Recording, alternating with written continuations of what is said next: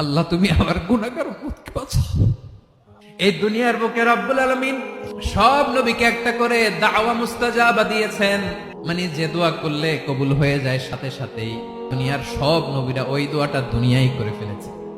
বিশ্বনবী বলবেন, আল্লাহ ওই স্পেশাল দোয়াটা দুনিয়াতে করি নাই, আজকে আমি তোমার দরবারে দাঁড়িয়ে কিয়ামতের দিন ওই দোয়াটা করছি। আল্লাহ আমার যে উম্মতের হৃদয়ে যাররা পরিমাণ ঈমান আছে, আমার একটা উম্মতকেও তুমি জাহান্নামে ঢুকাতে পারবা না। বিশ্বনবী পাগলের মতো একবার হাউজে কাউসারে যাবেন, একবার সিরাতে যাবেন, একবার পুলসিরাতের দিকে, একবার হাউজে কাউসারের দিকে পাগলের মতো দৌড়াতে থাকবেন, তার কোন গুনাহগার উম্মত যাতে জাহান্নামে ঢুকে না যায়।